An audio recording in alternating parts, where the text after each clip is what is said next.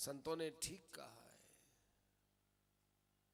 शरीर की भूख है वो शेर भर अन्न से पूरी हो सकती है, परंतु मन की भूख सुमेरु पर्वत से भी नहीं हो सकती। सुमेरु पर्वत सोने का होता है, 1,00,000 योजन, 1,00,000 योजन ऊंचा, 1,00,000 योजन। योजन होता है 4 कोस का 1 योजन, तो 4,00,000 कोस का सोने का सुमेरु पर्वत,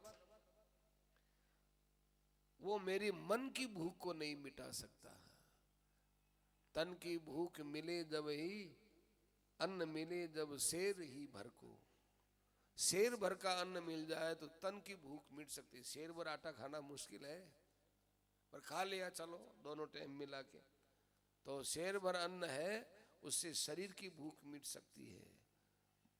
पर मन की भूख कभी न मिटे, सुवर्ण को मिले जब सुमेरु भर को। सुमेरु भर का सोने का पर्वत मिल जाए तो भी मन की भूख नहीं मिटती। न जाने कहां कहां किन किन योनियों में मैं भटकता रहा, और उसमें भगवान ने फिर मेरे को कृपा करके ये फिर मानव शरीर दिया। बड़ा सावधान रहता हूं मैं अब, बार बार भगवान को बोलता रहता हूं, हे भगवान ये मुझे अंतिम मौका दिया है, संभाले रखना प्रभु, संभाले रखना। मैं भी संभल संभल करके चलता हूं। देख देख पग धरिए संतों, अंधकूप मत परिये हो। देख देख पग धरिए। यहां मैंने संसार में देखा, दुनिया बड़ी दुखी है। अरे सुख के लिए जिन साधनों को अपनाती उनसे ही दुख पाती रहती है। सुख कोई बाहर से नहीं मिलता प्रहलाद, सुख का तो स्वयं स्वरूप है। अपने स्वरूप भूत आनंद को भूल करके वो बाहर के आनंद के अंदर लालायित हो रहा है। तो विचित्राम असति द्वैते घोराम आपनोति संस्कृति, फिर उसको बार बार जन्म मरण के चक्कर में जाना पड़ता है। कोई आदमी तालाब को छोड़ करके और मृग तृष्णा के समान वहां पानी है वहां पानी है घूमता रहेगा तो मर जाएगा, प्यासा ही। अरे पानी तो तेरे पास में, इसको देख तो सही। हिरण जैसे दौड़ता है, हिरण हिरण हिरण के नाभि के अंदर कस्तूरी, कस्तूरी की सुगंध आती है। वो देखता है कि यहाँ इसमें घास में सुगंध है, घास में सुगंध है, इधर उधर। हरिया हरि हृदय बसे नर दूरा फिर जो, ज्यों कस्तूरी नाभ बिच मृग न जाने कोई। अरे तेरी कस्तूरी का सुगंध तो तेरे अंदर ही है, तू बाहर ढूंढ ढूंढ करके परेशान मत हो। पर क्या करे, इन धनी आदमियों का कितना क्लेश है प्रहलाद, मुझे तो बड़ी दया आती है। अरे धन से सुख नहीं मिलेगा, लोभ वृत्ति को छोड़ने से सुख मिलेगा। पश्यामि धनिनाम क्लेशम लुब्धा नाम अजितात्म नाम। बड़े लोभ के अंदर पड़ गए, वो देखते हैं कि धन के मिलने से सुख होगा। हमको दिखता है कि अरे लोभ वृत्ति छोड़ोगे तो सुख मिलेगा। अब लोभ वृत्ति छोड़ना उनके हाथ की बात है, धन की प्राप्ति तो हाथ की बात नहीं है। मैं चाहूं कि मुझे इतने सारे रुपए मिल जाए, हाथ की बात है। लेकिन मैं नहीं चाहूं, रुपया नहीं चाहूं, तो ये मेरे हाथ की बात है। नहीं चाहूं नहीं चाहूं, चाहना करना और न करना ये हाथ की बात। लोभ करना न करना हाथ की बात, और इससे सुख मिलेगा, आनंद मिलेगा। लोभ का त्याग करेंगे तो हमने देख लिया धन मिलेगा तो सुख मिलेंगे। पश्यामि धनिनाम क्लेशम लुब्धानाम अजितात्मनाम। इतने दुखी है प्रहलाद, इतने दुखी है। भयाद अलब्ध निद्राणाम। बेचारे धनी आदमी, एक धनी आदमी के घर गए, हमने पूछा कुत्ता क्यों पाल रखा है रे? तो कहा कुत्ता इसलिए पाल रखे हैं कि हमारे घर में चोर आ गए थे एक बार, तो हम तो जैसे तैसे बच गए, और कुछ हुआ नहीं। उसके बाद हमने ये कुत्ता रखा है। कुत्ता क्या करता है, रात भर ऊपर घूमता रहता है, और कोई भी जरा सी आवाज होती जोर जोर से भौंकता है तो हम लोग जग जाते हैं। तो कि आदमी को, पहरेदार को रख लो, कि आदमी का ही विश्वास नहीं तो कुत्ते का विश्वास, कुत्ते का विश्वास, आदमी का विश्वास नहीं, कुत्ते का विश्वास। अब वो कहते हैं कि हम जो है इसको मांस नहीं खिलाते हैं, दूध देते हैं, रोटी देते हैं, अच्छी चीज देते हैं, लेकिन इतना बड़ा कुत्ता वही हो। एक बार हम कलकत्ते गए, रेलगाड़ी में सामान आया तो बेल्ट के ऊपर चल जाते, एक कुत्ता था उसमें, कुत्ता सामान के साथ किसी का था, बब बब बब बब बब बब करता कुत्ता। बोलो। तो हमने कहा कि देखो, अपने घमंड करते हैं कि हम हवाई जहाज में मिले, कुत्ता हवाई जहाज में आया है देखो, और लाख रुपए की कीमत उसकी, कुत्ते की लाख रुपए की, 1 लाख रुपए में कुत्ता। और ऐसा उसको पालते हैं, गोद में रखते हैं और उसको चूमते रहते हैं, यूं करते रहते हैं। कितनी बड़ी दयनीय अवस्था हो गई। कारण क्या है, भय उनके पास, हमारा पैसा चला जाएगा, भयाद अलब्ध निद्राणा, शोक मोह भय राग क्लेश इत्यादि, ये सब इसी से ही पैदा होते हैं। इसलिए हमने तो संसार को एक पाठशाला समझ रखी है, यहाँ हम जगह जगह शिक्षा लेते हैं। जैसे कोई शहद निकालने वाला होता है, वो शहद निकालता है तो कैसे परिश्रम से छतों के अंदर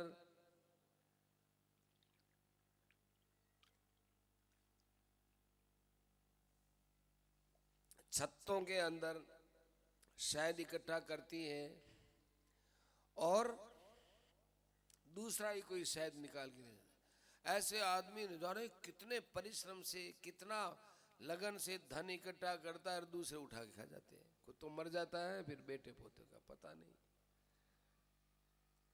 पैसा कमाया हुआ आदमी जितना कमाता है उतना खुद के काम आता ही नहीं, इकट्ठा करते करते मधुमक्खी की तरह मर जाता है। और कुछ इकट्ठा नहीं करता, ये अजगर पड़ा रहता है, सब सांपों में सबसे मोटा है वो। हमारे पास देख लो, हमको बड़े बड़े राजा लोग बुलाते हैं, उनके महलों में जाते हैं, बड़े अच्छे अच्छे पलंगों पर रहते हैं, रेशम की दुशाले वगैरह ओढ़ते हैं, और बड़े ठाट बाट से हमको भोजन कराते हैं। और कहीं कहीं हम भूखे फिरते रहते हैं, मांगते भी हैं, कोई भिक्षा मांगते हैं तो देते नहीं, तिरस्कार और करते हैं। कहीं हमको बहुत कलशों से स्नान कराते हैं, तो कहीं हमको कोई, हमारे पास जो वस्त्र वगैरह होता है वो उठा के ले जाते हैं। मैं तमाशा देखता रहता हूँ, ये दुनिया है, लोगों का स्वभाव है। कोई न तो किसी को अच्छा मानता हूँ, न किसी को बुरा मानता हूँ, अपना स्वभाव है। मैं एक परब्रह्म परमात्मा के अलावा किसी की सत्ता मानता ही नहीं। परमात्मा है नाम परमात्मा का है, न तो सुख है न दुख है जो है ना, है लो। देखो, सुख और दुख के आगे है क्यों लगाते हो, है, ये पंडाल है, ये है क्यों लगाते हो? इस है का अर्थ यह है कि पंडाल नहीं, भगवान है। आप में किसी का नाम राम कुमार अग्रवाल है, तो उसको क्या करेंगे, आर के अग्रवाल करेंगे, आर के अग्रवाल। किसी का नाम घनश्याम दास है तो जीडी कर देंगे, जीडी। किसी का नाम जगत नारायण है तो JN कर देंगे। ये शॉर्टकट है आपका।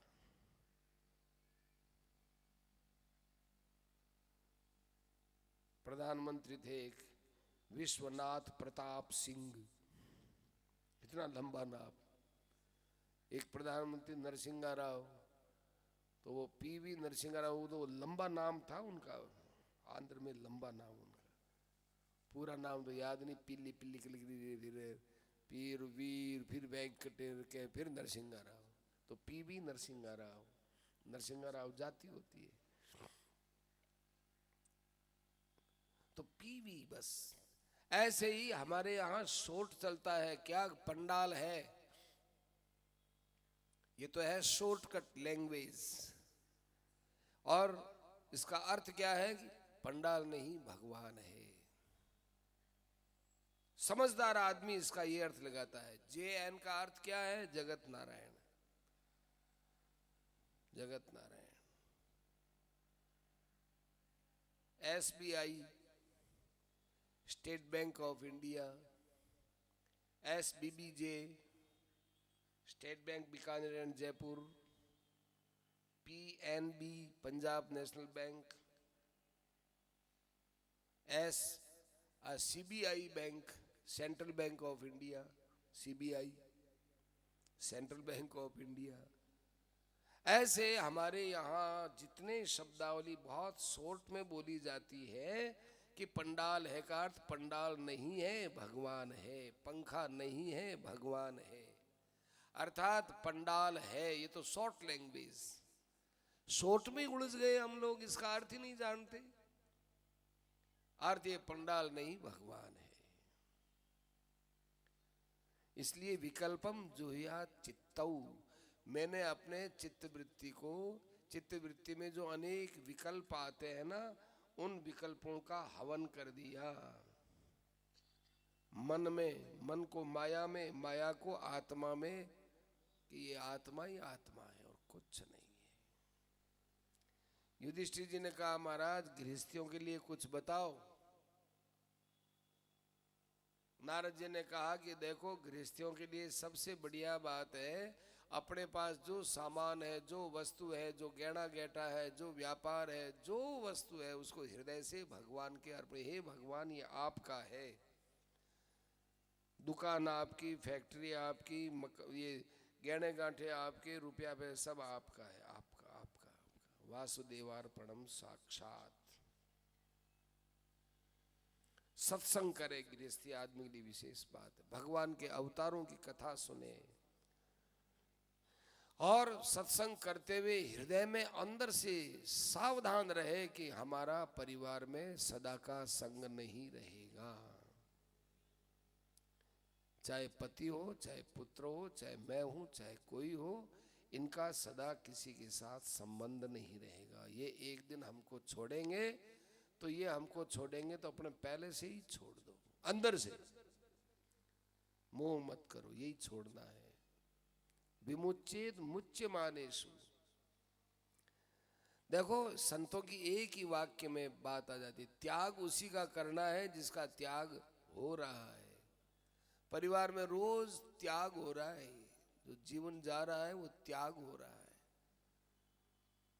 त्याग हो रहा है। तो जो हमारा त्याग कर रहा है, हमें उसके साथ संबंध नहीं जोड़ना है। और किसी भी वस्तु से, किसी भी व्यक्ति से जितना उसके साथ हमारा व्यवहार है, उतनी देर तक ये व्यवहार रखो। स्वभाव को सुधारना है तो सबसे बढ़िया उपाय बताते हैं नारद जी महाराज, कि अपने से बड़े या छोटे बराबर के जो जैसा कहे वैसा मान लो, अपनी बात मत रखो घर में। रुपए में 99.99 आपकी समस्या हल हो जाएगी। मैं कहूं वैसा होना चाहिए कि नहीं भाई, दूसरे कहे वैसा मैं करूंगा या मैं करूंगी। अपनी बात बिल्कुल मत रखो, एक 2-4 दिन के लिए करके देखो, आप कहो वैसा कर देंगे बस। छोटे छोटे बच्चे जो ना समझे उनकी बात नहीं, वो तो कहेंगे माँ मुझे स्कूल मत जाने दो, ऐसी बात नहीं है। बच्चा तो ये कहेगा स्कूल मत जाने दो, अपना अपना बचपन संभालो, देख लो। स्कूल जाने बुरा लगता था सभी को ही, शायद ही कोई ऐसा होगा कि जिसको स्कूल जाना अच्छा लगा होगा। बाद की बात तो अलग है। शुरू में बच्चा को खेल खेल का ही संस्कार रहता है, खेले कूदे अस्तु, तो अपनी बात न रहे कि साहब दूसरे की बात अच्छी नहीं है और हमारी बात अच्छी है, तो कि दूसरे की बात तो अच्छी नहीं है और हमारी बात तो अच्छी, लेकिन स्वभाव मेरा खराब हो जाएगा इसमें। स्वभाव की जो खराबी है वो अच्छा, ये बात की अच्छाई के सामने कोई विशेष महत्व नहीं रखती है। स्वभाव खराब न हो जाए, और दूसरे की बात रखेंगे तो अपना स्वभाव अच्छा बनेगा, तो स्वभाव की अच्छाई मेरे यहाँ भी काम आएगी, मरने के बाद भी काम आएगी। स्वभाव की अच्छाई हमारा असली धन है, मरने के बाद काम आने वाला धन। गृहस्थ में ऐसे रहो, और जितनी वस्तु से निर्वाह होते हो ना, बस उतनी वस्तु को अपनी समझो, जो काम में नहीं आए उनको अपनी मत समझो। जितना महंगा कपड़ा रखोगे घर में लाकर उसको रख ही दोगे, काम में नहीं लेंगे, उसमें होगा मोह। रोज रात दिन कपड़े पहनते हैं, इसमें मोह नहीं होता है, कायदा है ये। रात दिन जिस वस्तु का उपयोग होता है उसमें मोह नहीं होता, इसलिए संग्रह की वृत्ति शास्त्र मना करता है। खूब महंगी चीज लाएंगे, 15-15, 20-20, 50, हमने सुना 50,000 रुपए की साड़ी। क्यों इतना खराब जीवन करें? स्वभाव खराब होता है। रुपया तो राम जी ने दिया है, कोई हर्जा नहीं। कहते हैं कि यावत ब्रियेत जठरम तावत स्वत्वम ही देहिनाम। अपने घर में जैसे चूहे, मक्खी, मच्छर, कबूतर, चिड़िया ये रहते हैं, ऐसे देख के रहो कि ये घर हमारा कैसे हुआ, इस घर में तो इतने रहते हैं, मेरा अकेले का घर कैसे है, मैं क्यों मोह करूं इसमें, यहां तो कीड़ी भी रहती है। क्या बताया, आगे से आगे हमारा आगे समय तो हो रहा है थोड़ा, मारो कीड़ियों को भी मारो, मच्छर को भी मारो, मक्खी को भी मारो, घर में चूहे तो चूहों को मारो। हमारे हिंदू धर्म में ये बात नहीं थी, अहिंसा परमो धर्म है। अहिंसा सबसे बड़ा धर्म होता है, किसी को मारने का संकल्प ही नहीं होता था। तो गर्भ में आया प्राणी उसी को ही मार दो। फिर कहा कि देखो गृहस्थ में सबसे ज्यादा आकर्षण स्त्री में होता है। तस्याम स्वत्वम जह्याद। स्त्री का आकर्षण समाप्त करना हो तो स्त्री को घर के अंदर सास ससुर की सबकी सेवा में लगाओ, उससे काम वृत्ति नष्ट होगी। कितनी ऊंची बात है। मेरी पत्नी है ये भाव मत रखो। मेरी पत्नी है वो किसी की माँ है, मेरी पत्नी है वो किसी की बहू है, कोई उसको भाई, उसका कोई भाई है, उसका कोई पिता है, उसका कोई ससुर है, उसकी कोई सास है, उसका कोई जेठ है, उसकी कोई जेठानी है, देवर है, देवरानी है, वो मेरी अकेले की कैसे हुई? तस्याम स्वत्वम जय्याद। उस पर केवल अपना स्वत्व है, उसको जय्याद दूर करो। तस्याम स्वत्वम स्त्रियाम जय्याद यस्तेन यजितो जित है। जो इससे इसको जीत लेता है वो सबको जीत लेता है। अपनी भोग्या मानने से वृत्ति खराब होती है। धर्म पूर्वक संतान होनी चाहिए, काम पूर्वक नहीं होनी चाहिए, धर्म पूर्वक होनी चाहिए। आजकल बच्चे बिगड़ते क्यों हैं? संतों ने कहा कि काम वृत्ति से संतान होती है इसलिए बच्चे बिगड़ते हैं, धर्म बुद्धि से संतान नहीं होती इसलिए बच्चे बिगड़ते हैं, धार्मिक भावना नहीं रहती। अपने पास जो धन है उससे क्या उपयोग करें? देवताओं को, ऋषियों को और मनुष्यों को, पितरों को, इन सब के सेवा में लगाए। दीन दुखी बेचारे प्राणी उनकी सेवा में लगाए। क्या इतना गिरा हुआ जमाना आ गया कि सरकार यदि कोई थोड़ा सा पैसा कह दे, साहब इनको रियायत दर पर अनाज मिलना चाहिए। उन्होंने तो अच्छे अच्छे आदमी नाम लिखा देते हैं, अच्छे अच्छे आदमी नाम लिखा देते हैं, साहब हमको भी दे दो, हमको भी दे दो। यहाँ कहते हैं कि जो है उसको आप अच्छे काम में लगाओ। कि हमारे पास नहीं, हम क्या लगाए, तो आप पर लागू ही नहीं होता। जिनके पास नहीं है उन पर लागू ही नहीं होता। इनकम पर टैक्स है, बताया ना, है ही नहीं तो लागू ही नहीं होता। तीर्थों में जाओ, सत्संग करो, श्राद्ध आदि करो तो दिखाओ। श्राद्ध के अंदर 2 या 3 ब्राह्मण भोजन कराओ, ज्यादा श्राद्ध की पंचायती में मत पड़ो, साफ लिखा है। 2 या 3 ब्राह्मण। और जगह ब्राह्मण की परीक्षा मत करो, श्राद्ध में परीक्षा करो। अच्छे ब्राह्मण, आजकल अच्छे ब्राह्मण कम मिलते हैं। ब्राह्मण भी एक दिन में एक जगह का श्राद्ध लेगा, ब्राह्मण भी उसका प्रायश्चित करेगा। एक समय भोजन करेगा और सायंकाल भोजन नहीं करेगा, सायंकाल प्रायश्चित करेगा। और ब्राह्मण भी यदि परिवार नियोजन कराया हुआ है, यजमान भी परिवार नियोजन कराया हुआ है, और मरने वाला भी परिवार नियोजन कराया हुआ है, तो उनको ऐसों को ये श्राद्ध का अन्न मिलता ही नहीं है। सबसे बड़ा परिवार नियोजन का ये दुर्गुण है। धर्म के लिए भी धन की इच्छा मत करो। धन होगा धर्म होगा, ये धन होगा तो धर्म होगा, ये कायदा नहीं है। धर्मार्थम अपि नेहेत यात्रार्थम व अधनो धनम। अधना धन नहीं है और धर्म करना चाहता है तो धन की इच्छा मत करो कि महाराज फिर तुम्हें हो गया कि धर्म है। शास्त्रकार कहता है, भागवतकार कहते हैं कि भाई धर्म की मुख्यता रखिए, धन की मुख्यता नहीं रखिए। लोग कहेंगे कि भाई धन जो है, धन था इसलिए धर्म हो गया, और धर्म की भावना होगी तो धन दौड़ा दौड़ा आएगा।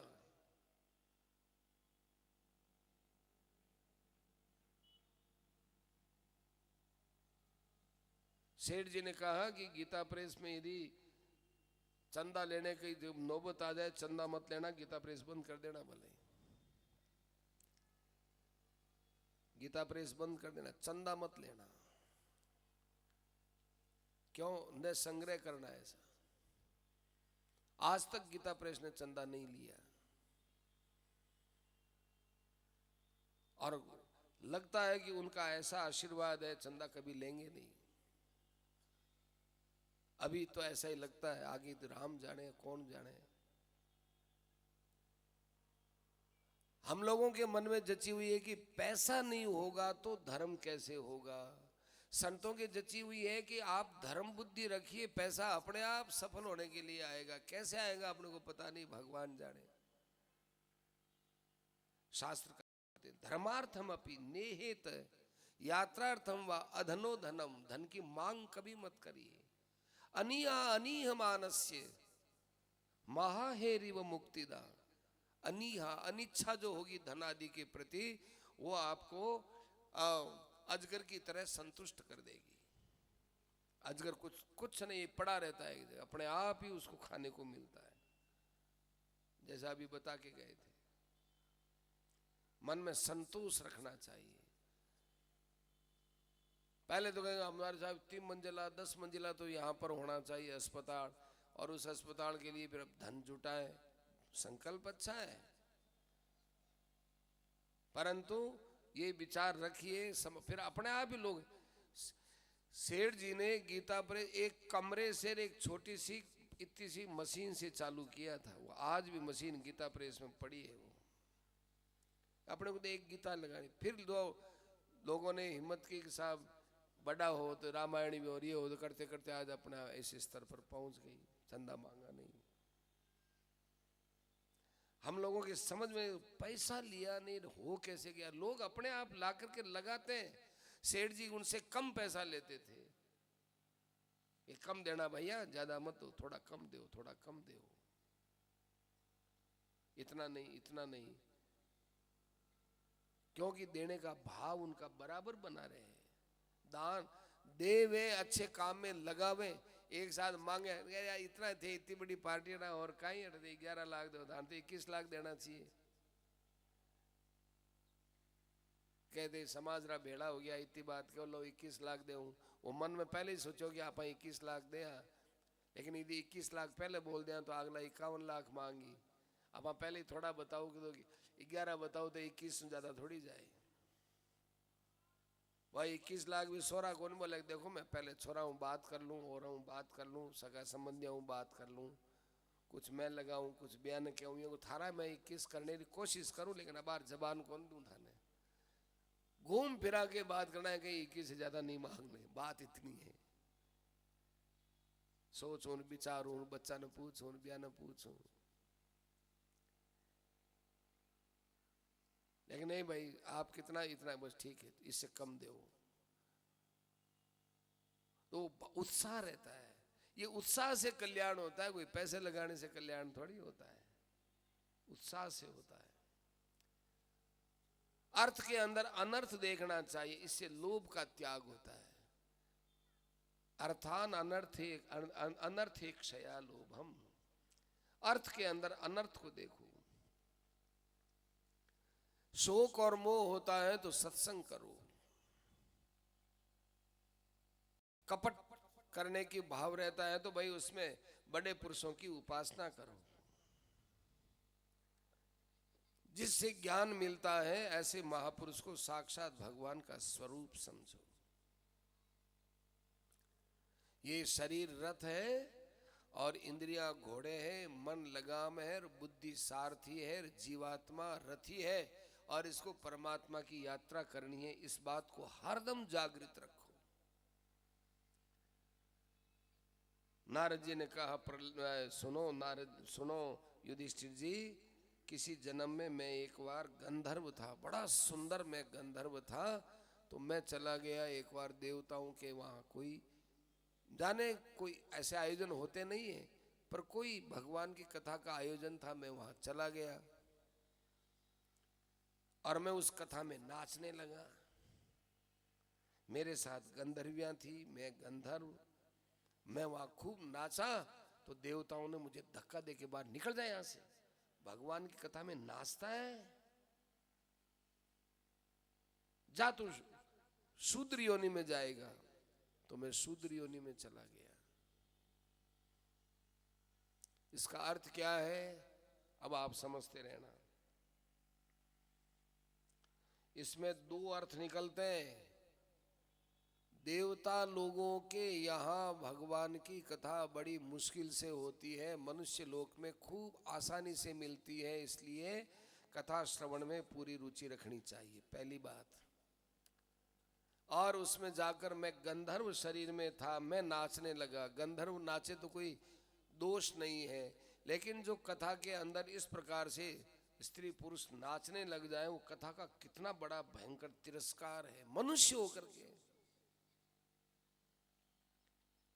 तो मुझे शूद्र योनि में भेज दिया, लेकिन उस समय मुझे ये सत्संग मिल गया, क्योंकि मैं भगवान की कथा में गया था ना गंधर्व शरीर में, तो उसका फल ये हुआ कि शूद्र योनि में जाने पर भी मुझे संतों का संग मिल गया, और उसके बाद मेरा भजन साधन बढ़ते, आज मैं नारद बना हुआ फिरता हूँ। इसलिए भगवान के भजन में लगे रहो। नारद जी ने इतना उपदेश दिया और फिर वे नारद जी वहां से चले गए।